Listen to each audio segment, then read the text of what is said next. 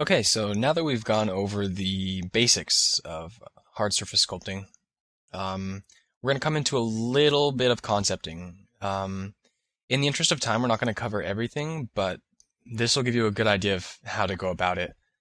Basically, all of these meshes were started from very simple unified skins, basically just oblong spheres that were kind of pushed and pulled into what you see now.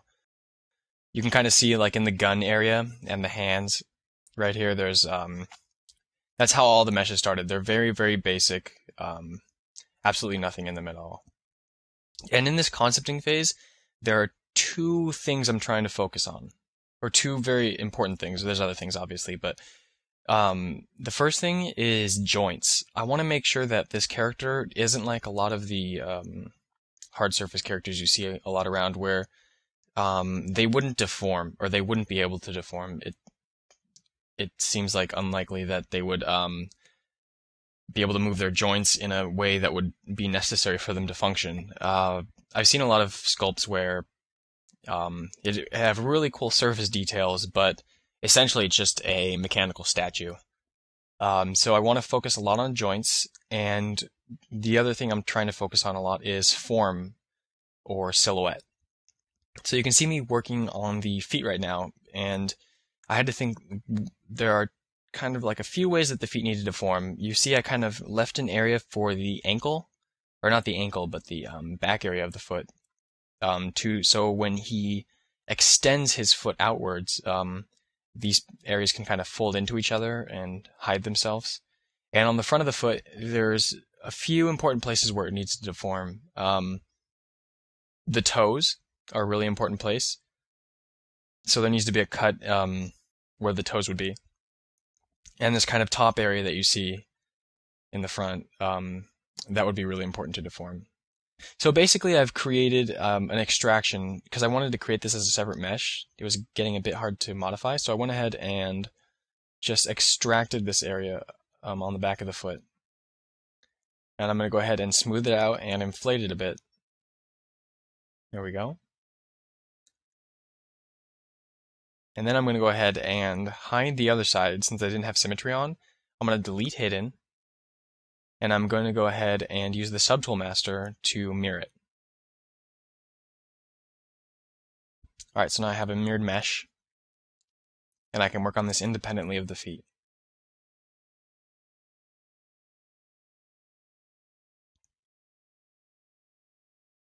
And since I don't need that part anymore, I can go ahead and push this in to make way for it, my new mesh.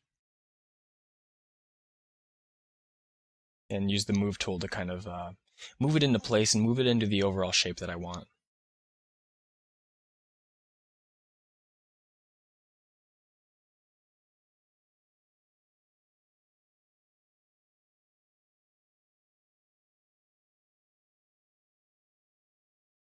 Alright, so at points you see me using the move elastic tool, and this brush is essentially an extreme version of the move brush, but what it does is it tries to stretch polygons as little as possible. So it's useful in some circumstances. It's really something you have to feel out though. I mostly use the move tool except for when I need to make overall kind of mesh changes. You can see me working on the top of the foot right now. This is the part of the foot that I need to be able to deform. It needs to be able to fold into kind of the bottom areas of the foot. So I've gone ahead and extracted it like I did the back of the foot. And I'm going to go ahead and inflate it a bit and smooth it out so I can work with it better.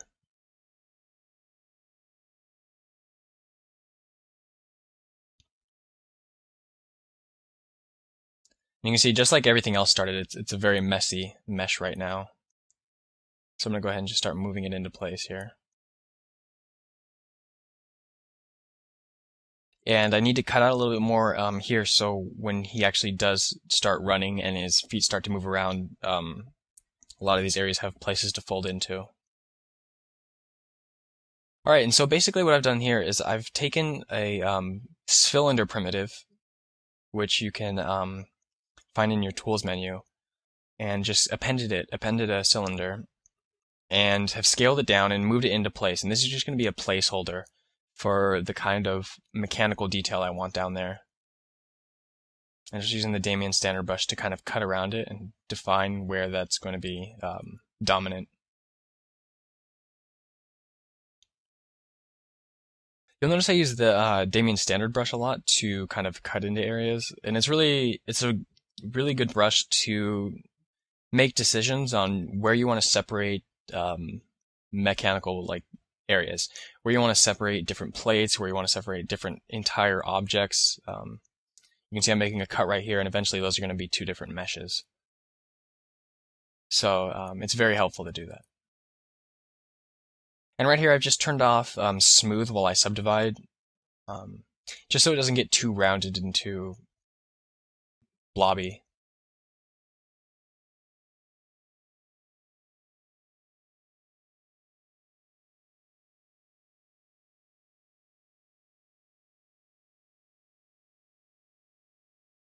Trying to show those as distinct parts.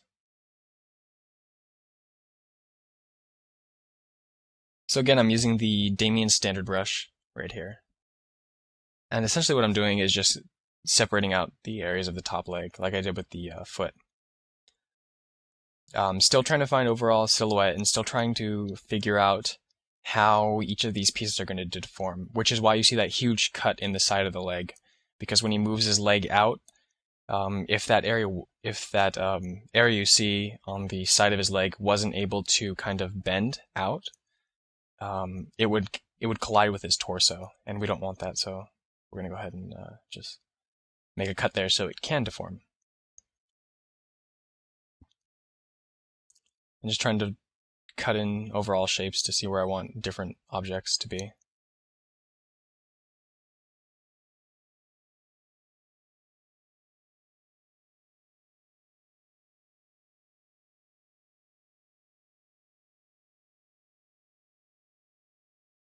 And it's good not to focus on one part of the mesh too long. It's good to keep jumping around like I'm doing. Because if you tend to focus on one part of the mesh too long and then move to a different mesh and start working on that, it'll start to look like separate things. It'll start to look like they weren't designed by the same person, or perhaps at the same time. You can tell that they were. They won't be able to tell exactly what it is, but they'll be able to say this doesn't quite fit. So it's good to just keep jumping around the mesh and keep, while you have your ideas of what you're doing on a certain part fresh, to apply those to the entire mesh. So I'm coming into the forearms and cutting in the areas where I want to separate out objects. Trying to keep this theme of a certain type of angle.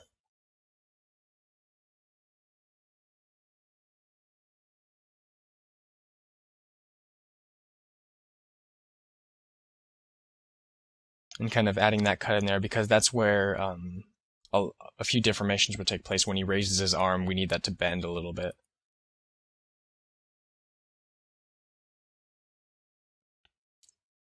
So now I'm trying to add a little bit of the tubing, or at least a hint at the start of the tubing. What I'm using is I'm using Z-Sketch, so I use a Z-sphere and then popped over to Z-Sketch. And I'm just drawing a few sketch spheres along the torso, the lower torso. And what I'm going to do is I'm just going to convert these into a unified skin, copy them around the torso. So I've kind of made them equal sized. And I'm going to use the push and pull brush to kind of push that in to make it look like it's more integrated with the suit itself, the suit of armor itself. Then we can go ahead and go into unified skin and click preview. And it's too low resolution, so I want to up the subdivisions. Or sorry, excuse me, up the resolution. And then we'll go ahead and make unified skin.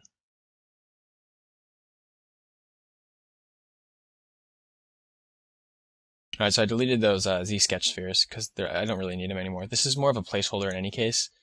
And actually most of this mesh is placeholder. It's just kind of to get an idea of how things are going to turn out eventually.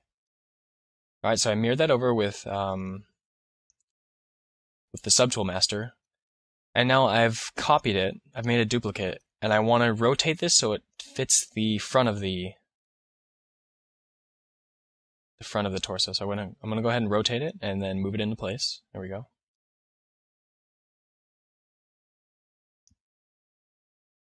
And just use the move brush to kind of move it around a little bit, get it more situated, just a tad bit better.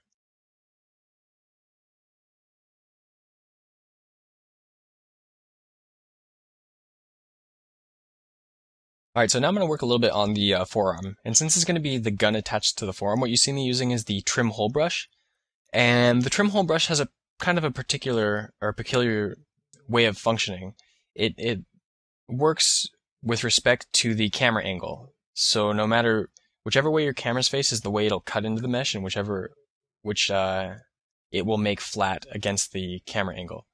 So it's really good to like kind of angle things a little bit and get a nice little hole carved into it.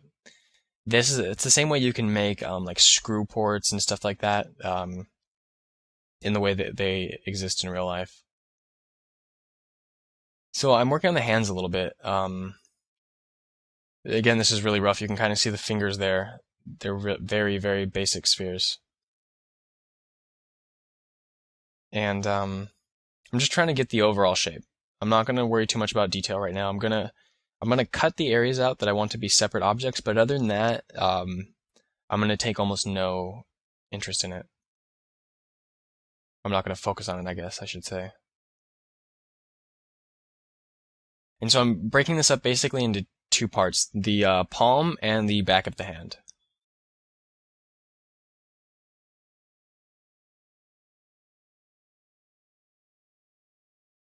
So I'm gonna start working on the fingers a little bit.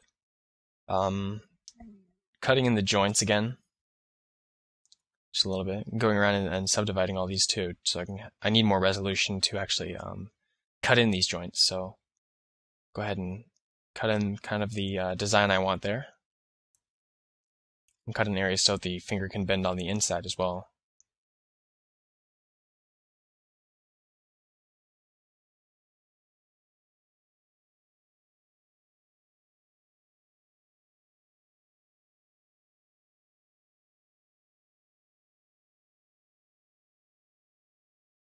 And I gotta just keep moving things around too, so they integrate as best they can with each other. And kind of making the knuckle area.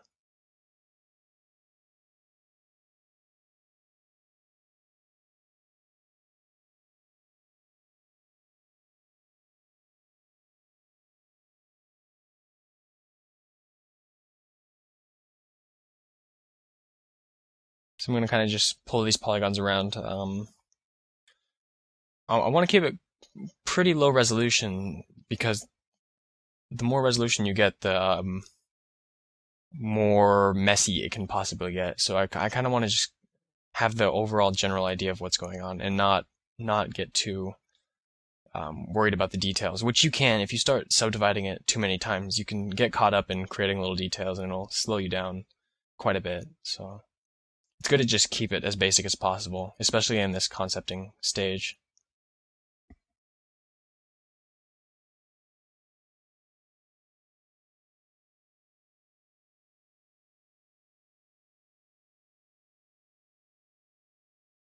Alright, so kind of have all the areas mapped in for this finger at least. And you notice I kind of, these fingers are really like clubbed or chubby. And I was kind of going for a more like, spacesuit, like when astronauts first went to the moon, they kind of have these really, really chubby gloves, almost like snow gloves, where they seem like they'd kind of be really hard to operate in, but they give that kind of overall bulkier look, which I want this guy to be. I want him to be more of a tanking character than a kind of small, fast character.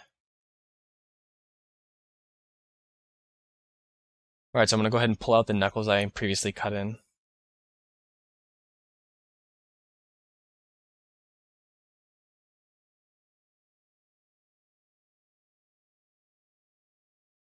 And to give the illusion of a hole here, I'm just going to go ahead and mask off everything that I want to affect. and invert the mask so I can actually affect it. And then just kind of push this in a little bit.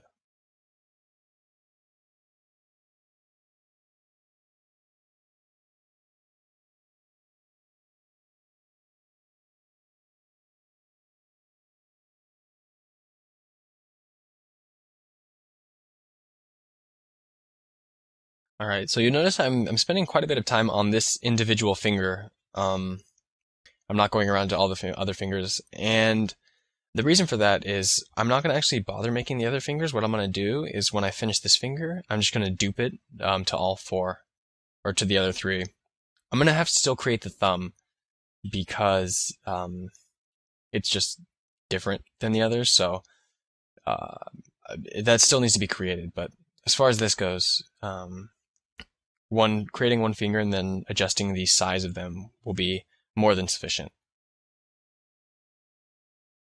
Alright, so I'm just going to come over in here and do the thumb as well, using the Damien standard brush to pull these areas out and kind of define all the areas. Just cut it over here.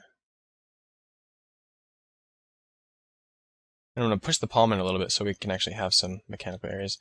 And you can see, like, I'm in a sense, I know how the thumb is going to deform and where it's going to move, so I need to cut in this area so I can allow it to actually move around. So I'm going to go ahead and move this thumb joint around, the knuckle area, and then pull out the topmost knuckle for the thumb. Alright, so now what I'm going to do is I'm going to go ahead and duplicate each of these subtools. And I'm going to go ahead and only work on one side for now and mirror them over later. It'll make it a lot easier for the whole process. So I'm going to rotate it around, and using transpose, I'm going to kind of get it into position. And for my hand, I really want like a kind of a relaxed gesture for the hand, so I'm not going to create like a T pose, fingers directly straight out. It's going to just be more of like the position your hand is in if you're not thinking about it, and if they're just down at your side.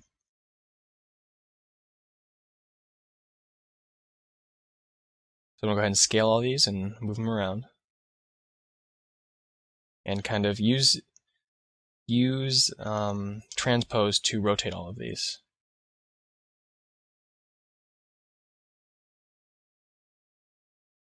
So I can go ahead and mask this area off, and then rotate at the joint. Kind of move it into position a bit.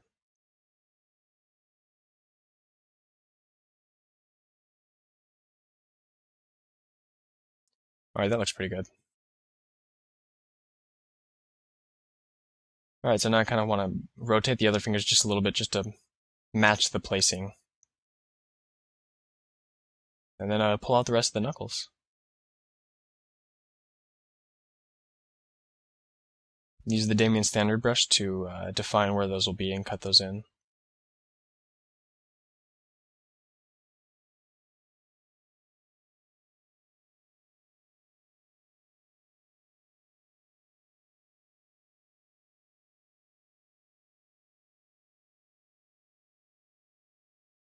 Alright, I kind of want to add a little like area that can fold for his thumb as well. So I'll just cut that in and move that out.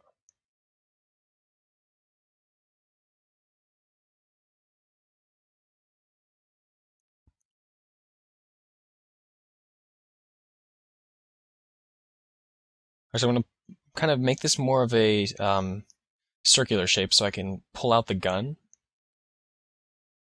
I'm going to go ahead and pull that out. So what I'm going to do is I'm going to go ahead and actually mask a circular area off right here.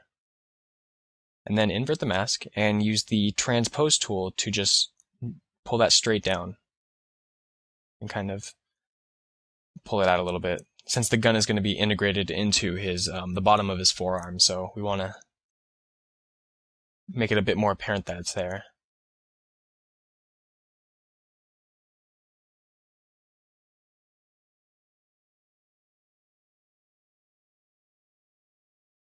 Alright, so I'm adding a few surface details just to kind of see what kind of the smaller pieces I want for the mesh, for the character. And you can see I'm leaving this fairly low resolution. I don't want to go into it too much again. Just trying to define all the areas. I'm using the Damien Standard brush a lot here, just to make everything sharp as possible.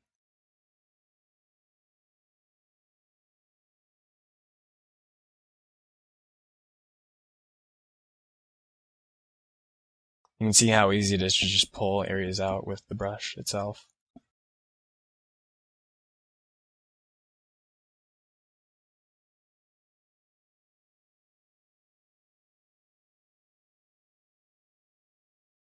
Alright, so I'll go ahead and cut this area in. Just like that. And use the layer brush to just push that in, just add a hint of detail. Not necessarily the detail that's going to be there, but just a hint that there will be detail there eventually.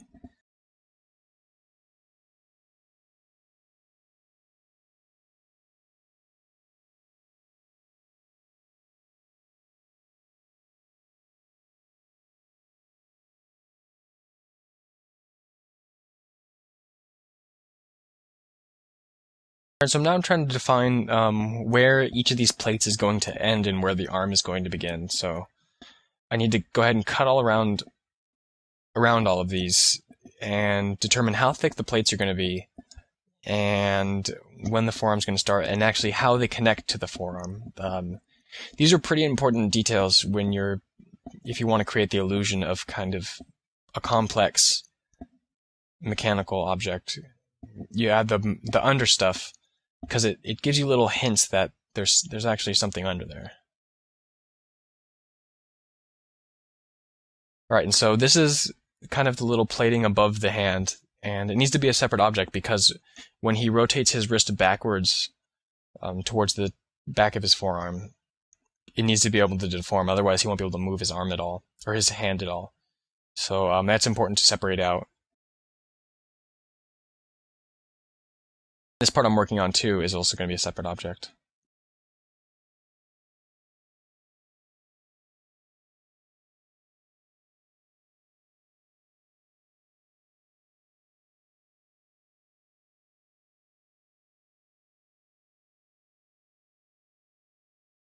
Alright, so just adding a few surface details, trying to figure out exactly how I want to detail the character. Again, all of this is subject to change.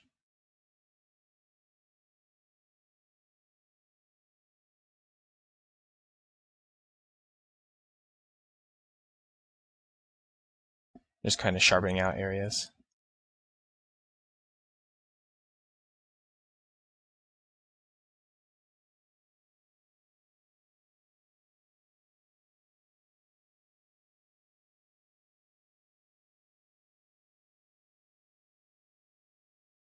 And so now I want to use the H polish brush to kind of sharpen that up a bit.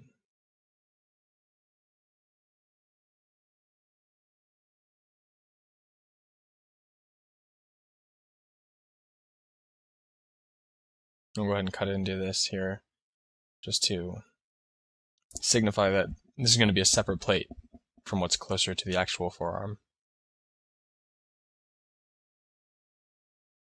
And then use the pinch brush to pinch it all in.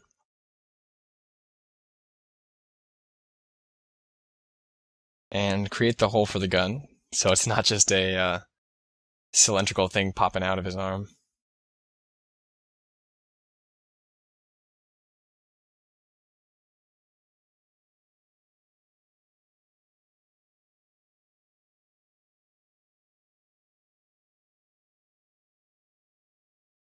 Alright, so all these little details, I'm just using the clay tubes brush to add the little details.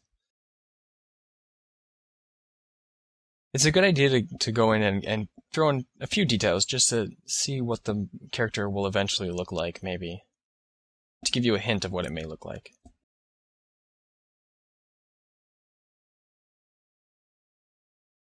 Alright, so I'm working on the upper leg here, the thigh.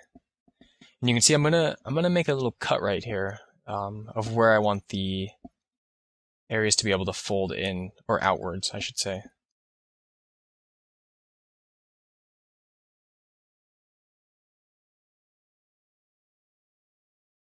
So I'm going to go ahead and defining how thick the plating is.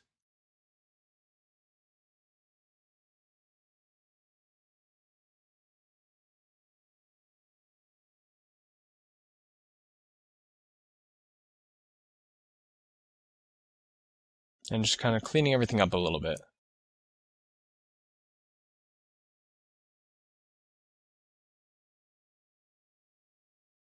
And so what I'm doing right here is just overextending the stroke a little bit, but I'm defining where the plating is going to separate. And so this top area over here is going to be a separate object, and it's going to be able to rotate outwards away from the torso. So when he moves his legs, when he stretches his legs outwards away from his center of mass, it won't fold into the torso, and it won't obstruct his movement at all.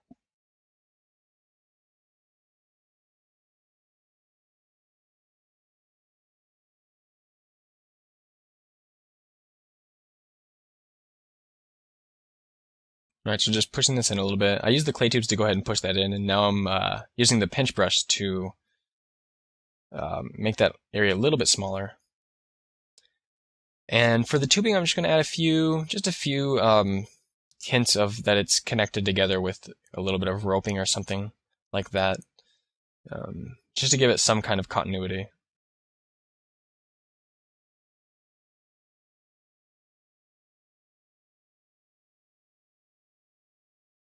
And working on the elbow area, trying to find the right shapes for it. And I'm thinking about adding a little tube right here, so I'll go ahead and just use this standard brush here. Add a few little tubes. Again, this is not how we'll be making the final tubing details, but for a hint, it's perfectly okay to work this way. We could have used Z-spheres too for this, but I found that just using a few brush strokes was quite a bit faster.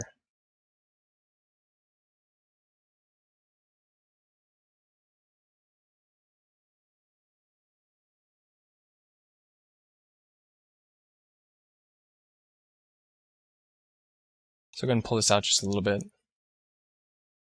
And what I'm trying to do here is trying to make the elbow feel as if it's integrated to the forearm armor.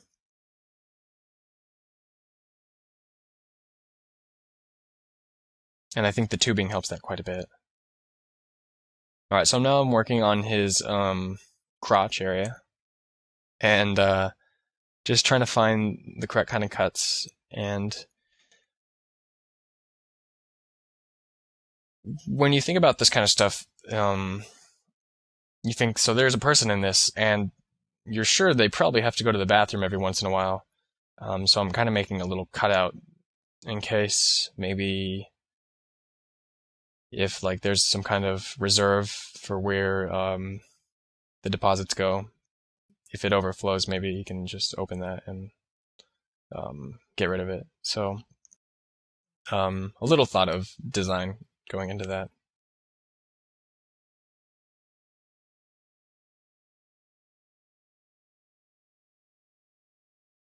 Alright, so now I'm using the layer brush to just kind of cut this area in and suggest that there is maybe some kind of hinge there that will connect the middle of the forearm to the very bottom above the hand.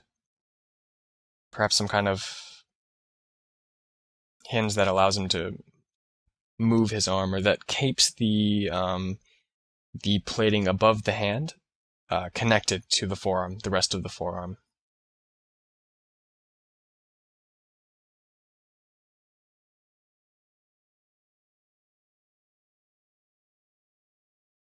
Alright, so you see me, I'm kind of, while I have this idea fresh, I'm going around to most of the places with this brush to add a few details.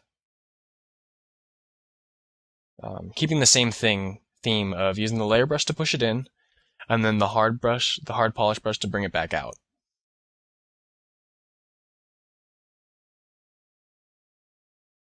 Alright, so again, I use my semicolon trick to hide all of the other subtools except for this one, which gets really helpful when you start to deal with large numbers of subtools, which we will be eventually. So I'm going to go ahead and pull that out a little bit, just to kind of give it a little bit of a surface detail. Polish that out a bit. And use the Damien Standard brush to cut into it. Alright, so I think I'm pretty much done with concepting. I'm going to go ahead and check around the mesh a little bit to make sure that everything works together. And I think it does, so we can go ahead and move on to the creation of the actual mesh.